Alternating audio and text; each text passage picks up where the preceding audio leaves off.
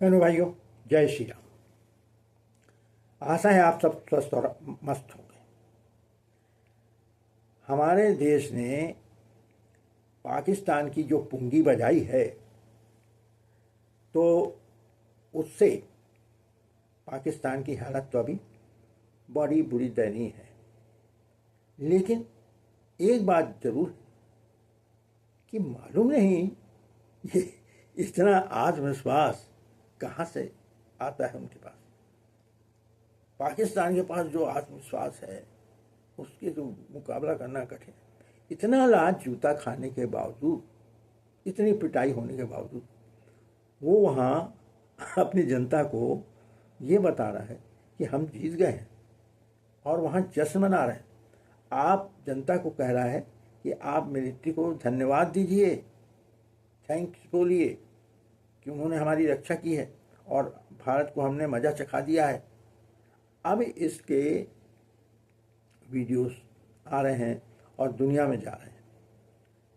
तो एक प्रकार से कहा जाए, सूचना तंत्र में पाकिस्तान बड़ा आगे निकल जाता है तुरंत। अब होता क्या है कि जो और झूठी बातें फैलाता है केवल, इतनी बुराई पिटाई होने के बाद भी वहाँ की जनता के बारे में मेरे को नहीं समझ में आता कि वो जनता कैसी है, जो जिसने अपने सामने देखी है जलते हुए, बर्बादी होते हुए, उसके बावजूद वो लोग वहाँ जश्न मना रहे हैं और खुद के लिए मिलिट्री खुद के लिए तोपों को सलामी दे रही है ना। आश्चर्य की बात। तो खैर ये अब उनकी बात है। लेकिन हम आज ये देखेंगे कि आज हमने इस युद्ध के बाद क्या पाया। देखिए, इस युद्ध में, युद्ध तो कहा नहीं गया इसे, ये अघोषित युद्ध था जिसमें हम सीमा पार गए ही नहीं और अपनी सीमा में रहते हुए न केवल अपनी रक्षा की हजारों ड्रोन और मिसाइल से, बल्कि पाकिस्तान में तबाही ला दी। तो इस घटना को, इस जंग को पूरी दुनिया ने देखा और पूरी दुनिया भारतीय सेना का लोहा मान गई। आज निश्चित रूप से कहा जा सकता है कि मैं पहले भी कहता आया हूँ, लेकिन उस समय कई लोग इसके विपरीत बात करते थे, लेकिन आज वह भी इस बात से मेरी सहमत होंगे कि भारतीय सेना के बराबरी में कोई भी दुनिया की सेना नहीं टिकती। जो संयमित आचरण, जो अनुशासन हमारी सेना में है, वो किसी सेना में नहीं है। अमेरिका की सेना तो हजारों बार, कईयों बार हार चुकी है और कई बार मुंह खा के वापस लौट गई है। वियतनाम से लौटे थे, अफगानिस्तान से लौटे थे, जगह जगह उनको नाकामी मिली है। आज हमारी सेना का जो मनोबल देखने मिलता है, वो सबसे बड़ी हमारे लिए एक उपलब्धि है। न केवल हमारी सेना का मनोबल बढ़ा है, दूसरी बात, आज पूरी दुनिया में भारत का भी सम्मान और ज़्यादा बढ़ गया। देखिए, अभी यद्यपि हम उस स्थिति में नहीं पहुंचे हैं कि हम अमेरिका और रूस और चाइना की बराबरी कर सकें, लेकिन इस युद्ध के बाद आज हमारी स्थिति इनके समकक्ष आ गई है। भले आर्थिक रूप से अभी हमारी अर्थव्यवस्था के रूप में कहा जाए, देखा जाए तो हम उनके बराबर नहीं हैं। अमेरिका कई गुना आगे है,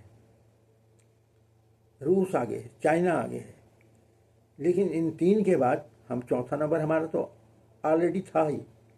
लेकिन आज ये हो गई है कि जो दूसरे सारे देश हैं, उनकी दृष्टि में हम इनके समकक्ष आ चुके हैं।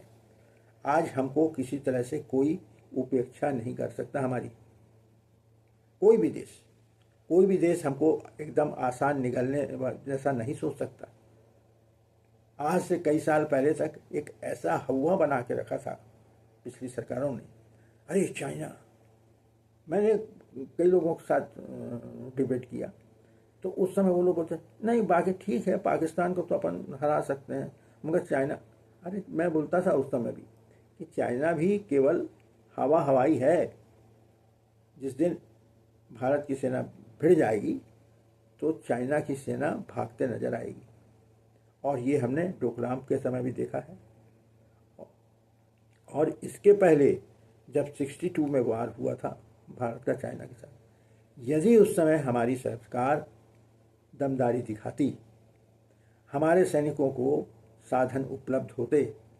उस समय तो बेचारे हमारे सैनिकों के पास कपड़े नहीं थे, गर्म कपड़े नहीं थे, जूते नहीं थे, लेकिन इंग्लैंड से हमारे चाचा जी के लिए 555 की सिगरेट आती थी प्लेन में, उनकी सिगरेट लेने के लिए प्लेन जाता था।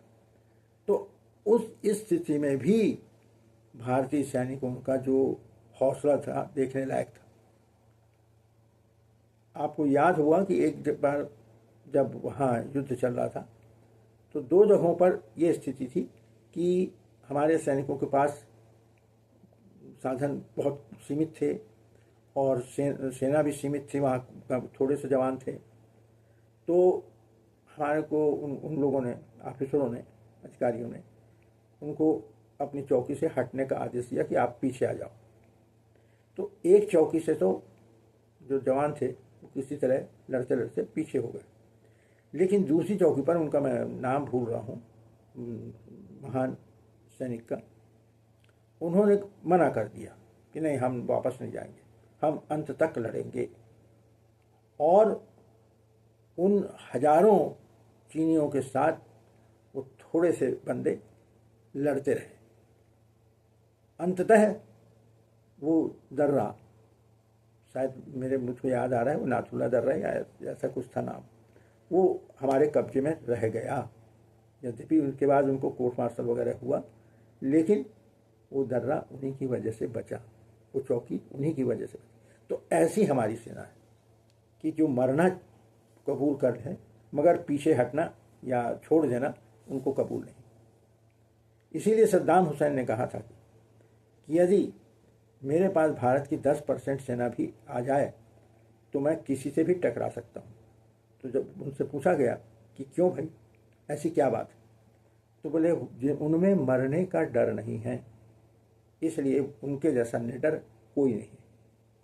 तो ये बात तो हुई। तो हमारी एक फ़ायदा तो सबसे बड़ा ये हुआ कि भारतीय सेना और भी मजबूत होकर उभरी, उसका विश्वास, आत्मविश्वास और भी ज़्यादा बढ़ा है। अब उनको कोई भी हो, उसके सामने उनको लड़ने में कोई हिचक नहीं है, चाहे वो चाइना हो चाहे कोई हो। तो अब इसके साथ साथ भारत का सम्मान बढ़ा। लेकिन एक बात जो सबसे बड़ी हुई है वो ये, और जिसके लिए अमेरिका और चाइना ये दोनों के दिल फटे जा रहे हैं, इनको खलबली मच गई है, ये सहन नहीं कर पा रहे हैं। कारण ये है कि जिन अत्याधुनिक हथियारों और विमानों के बारे में ये लोग डींगे हाँकते थे, उनको हमारी सेना ने हमारे अपने स्वदेशी हथियारों की मदद से ढेर कर दिया।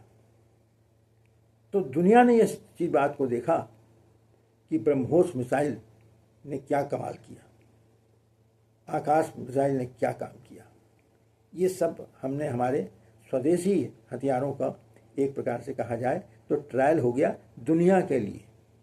दुनिया के सामने ये हो गया कि लो, अमेरिका और चाइना के हथियार बेकार हैं और भारत के हथियार सर्वश्रेष्ठ हैं और सस्ते हैं। तो आपको ये जानकर खुशी होगी कि आज भारत के पास 16 देशों के ऑर्डर आ चुके हैं हमारे हथियारों के लिए, ब्रह्मोस के लिए, आकाश के लिए, तेजस के लिए। इंडोनेशिया, मलेशिया, सिंगापुर, यूएई आदि आदि ऐसे 16 देश जो हैं उन लोगों से हमें ऑर्डर मिल रहे हैं। वियतनाम, ये सब देशों से ऑर्डर हमें प्राप्त हो गए। और कुछ ने तो ब्रह्मोस के एडवांस वर्जन की डिमांड की है। तो इस तरह अभी वो एडवांस वर्जन आने वाला है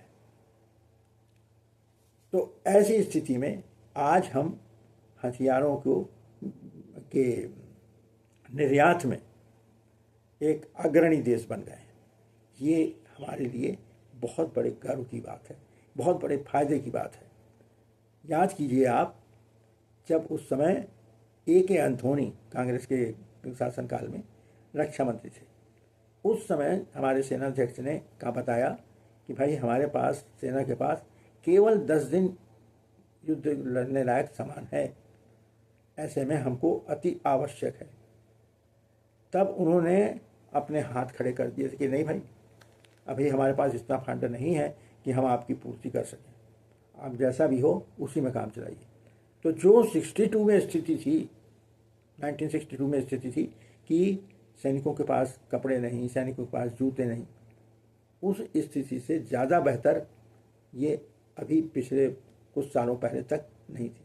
लेकिन नई सरकार के आते ही सबसे पहले यही हुआ कि हमारी सेना को, हमारे रक्षा विभाग को सुदृढ़ बनाया जाए और इसमें किसी प्रकार की कंजूसी नहीं की गई। जो हथियार, जैसे हथियार महंगे से महंगे लाने थे वो लाए गए। उसी का परिणाम है कि आज हमने मिनटों में निपटा दिया पाकिस्तान, कुछ घंटों में निपटा दिया कि अब वो कराह रहा है। ये बात अलग है कि रस्सी जल जाए ऐंठन ना जाए, क्योंकि आतंकवादी मुल्क है, वो पूरा का पूरा मुल्क आतंकवादी है, उनके कल्चर में आतंकवाद है, तो उसको आप नहीं मिटा सकते। लेकिन आज वो कराहते हुए पड़ा है। तो ये सारे फायदे, ख़ास तौर से हमारा जो निर्यात है रक्षा सौदे, वो हमें प्राप्त होने लग गए, ये बड़ी बात है। और इसी कारण अमेरिका और चाइना बिलबिला उठे हैं। एक बात और बतानी थी विषय से हटकर, कि ये बात कुछ समझ नहीं आ रही है कि अचानक अमेरिका को परमाणु युद्ध का खतरा क्यों लगा। और जब वहाँ पर ये बताया गया कि वो किराना पहाड़ी पे कुछ रेडिएशन की संभावना दिख रही है, तो अमेरिका का विमान ही पहले वहाँ क्यों पहुँचा जांच करने के लिए, ये एक बात सोचने रहा है। तो कहीं ऐसा तो नहीं कि वहाँ पर जो भी परमाणु जखीरा है उस पर पाकिस्तान का नहीं, अमेरिका का हक है, या अमेरिका उसको कंट्रोल करता है, या वो परमाणु जखीरा अमेरिका का ही है। ये भी हो सकता है, क्योंकि उस समय पाकिस्तान की और अमेरिका की काफ़ी एक दूसरे से घनिष्ठता थी। तो ऐसा संभव है क्योंकि उसने पाकिस्तान को अपने फ़ायदे के लिए अपने साथ रखा हुआ था, और इसीलिए वो पाकिस्तान उस समय हमारी तुलना में ज़्यादा समृद्ध था अमेरिका के पैसे से। तो आपने देख लिया कि फ़ायदे कितने हुए, और हमारे देश में भी एक एकता बनी रही, ये बहुत बड़ी फ़ायदे की बात हुई है। तो आज हम इस बात को यहीं विराम देते हैं। यदि आपको ये वीडियो अच्छा लगा हो और आपने यदि सब्सक्राइब ना किया हो तो कृपया सब्सक्राइब कर लें, लाइक कर दें, कमेंट कर दें, शेयर कर दें। आप सबका बहुत बहुत धन्यवाद। जय हिंद, जय भारत, जय श्री राम, जय हनुमान, हर हर महादेव।